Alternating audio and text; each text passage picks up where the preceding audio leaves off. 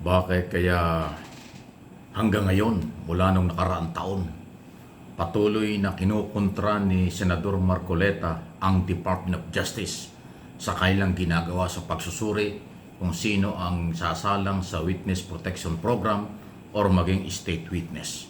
Pero lutang na lutang po na paraging pinagtatanggol or isinisingit ni Marcoleta ang mga diskaya. Ito, pakinggan po ninyo at kayo na po ang bahalang magpasya dito sa mga ginagawa ni Marcoleta at sabihin natin parang tunggali na pakikipagdebate na sa mga taga-Department of Justice, lalo na ho kay Prosecutors General Padulyon. Ito. Problema, Prosecutor Padulyon, ini-insist mo kasi yung restitution kaya tayo Ayan, nagkakaroon ng problema. Will you still insist on that? Sir, we never mentioned that restitution is a condition. Paulit-ulit po namin sinasabi yon, Mr. Chair, na hindi po siya kondisyon para ang isang tao ay matanggap o makonsidera bilang isang witness under the Witness Protection Tapos na Program. tayo dyan. Tapos na tayo dyan. Kaya nga po, sinasagot ko po kayo na hindi ko po namin sinasabi. Wala po kami sinasabi na restitution is a condition. So I'm not insisting on it, sir. Hindi mo sinasabi ngayon, but when you were talking about a memorandum, yun ang sinasabi mo, there, pwede naming ilagay yung restitution because it is a matter of good public policy. Ano namang klaseng, kaya nga nahihirapan sila eh. Yung Diskaya, to my mind, were the first to apply under the Witness Protection Program. Ang problema, ang sabi ng then Secretary of Justice, now Ombudsman, ay hindi naman basta-basta ganun. Kinakailangan isaulin ninyo yung ininakaw ni. Ang problema po doon, kung wala namang korte pa pong nagsasabi kung talagang sila ay nagnakaw o nakapagnakaw, sino pong magkukwenta noon?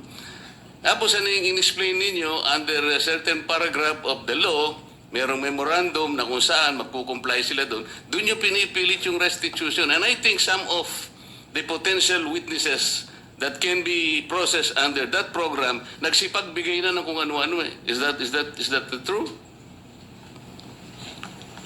Only those who have been admitted into the program actually returned or made the restitution, sir. Why did they do that? They did that because it was their own initiative, or you required them to do that? It was an agreement between the Department of Justice through the Secretary of Justice, sir, and the witness applicant po. That is the problem. The agreement is based not on the provision of the WPP. Sabi ko kung sinasabi ng WPP, it cannot be a condition. Kahit na sa memorandum, huwag mo ipipilit. Hindi po pwede yun eh. Kaya sinabi ko sa iyo earlier, and I think I should tell it again to you, sabi nating mga abogado, the spring cannot rise higher than its source. The law itself is the source. Ang spring, yung memorandum mo.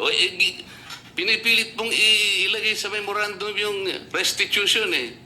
O kaya merong ako nababalitaan, parang meron ng gustong umatras. Magkano ibibigay? At kanino ibibigay? Sino mag-a-account nun? Sino nagsabi nun na kung mangongolekta kayo sa DOJ? Di ba abuse of discretion yun, Mr. Padulyon? No, it is not, sir. What is it? It is not abuse of discretion. What The is parties, if I may be allowed to answer, Yes, sir. what is it? Yes, sir. If the parties both agree to the terms and conditions contained in the memorandum of But you agreement, cannot there is no impose an abuse. agreement. You cannot impose an agreement which is not required by the law, especially if you will put restitution there. How can you do that? Mr. Chairman, sir, yung restitution po, yung memorandum of agreement is a product of an agreement between both the Secretary of Justice, representing the DOJ and the WPP, and the witness applicant. Wala pong abuse doon kung pareho po sila nagkasundo. Paulit-ulit na po namin sinasabi na ito tayo, naghahanap tayo, naghahabol tayo doon sa mga taong nangurakot, tapos itong mga tao na umamin at handang magsoli, ayaw nating tanggapin yung kanilang sinusoli. Ano ho ang nakikitang mali doon? Para po sa amin, para ho maibsan kahit papano yung sakit at pagdurusa ng ating mga kababayan na nakikita nila na napakalaking pera ang nawala. Ano ho ba yung maibalik natin yung kaunti? And remember, Mr. Chair, if I may... Do not preach to the choir. No, I'm not preaching, Sandali Mr. lang. Ang Ang kulit ni pinag-uusapan Marcoleta natin, talaga, these ah. people are supposed to be potential witnesses for the state.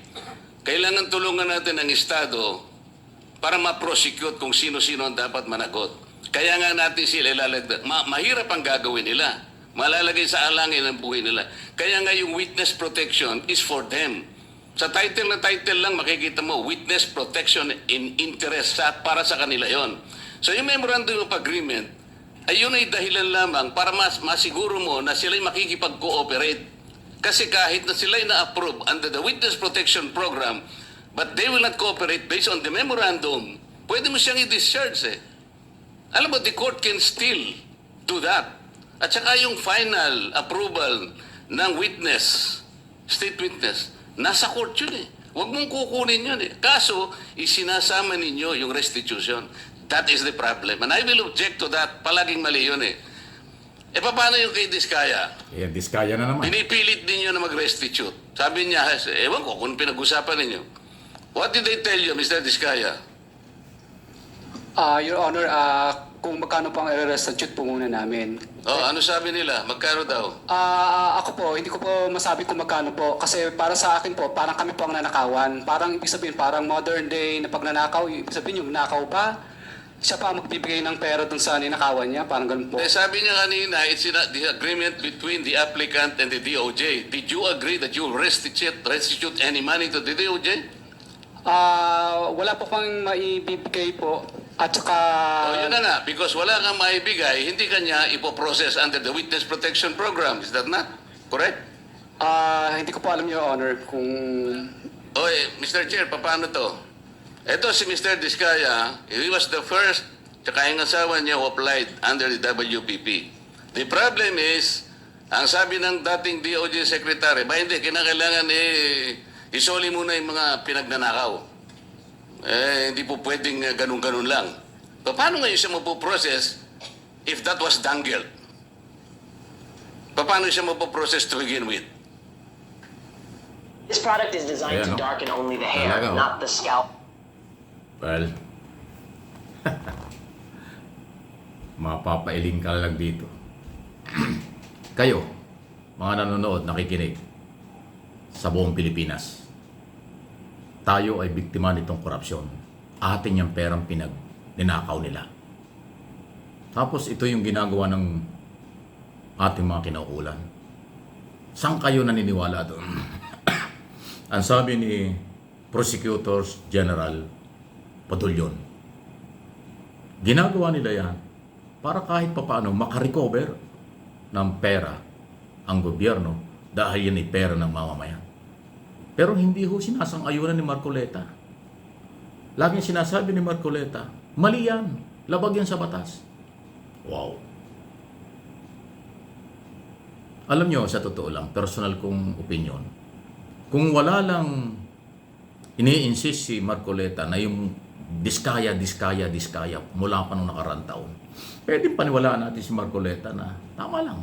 Siguro, huwag nating hingan ng pera yung mga yan. Ay problema kasi, bakit si Diskaya lang ang kanyang laging binabanggit? Napakaraming kontraktor na sabit.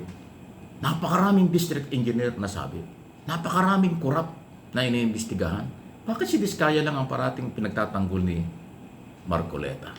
Naku, mapapailing ka na lang. Senador Marcoleta, senador ka ng Republika ng Pilipinas. Walang galang na po. Bakit si Diskaya na lang ang pinagtatanggol mo? At yung ginagawa ng Estado na magbalik ng pera ang mga under investigation, ay parang ayaw mo at kinagagalitan mo pa yung mga taga-DOJ. Ano ba yan? Kayo, mga nanonood, nakikinig, anong inyong masasabi rito sa ginagawang ito?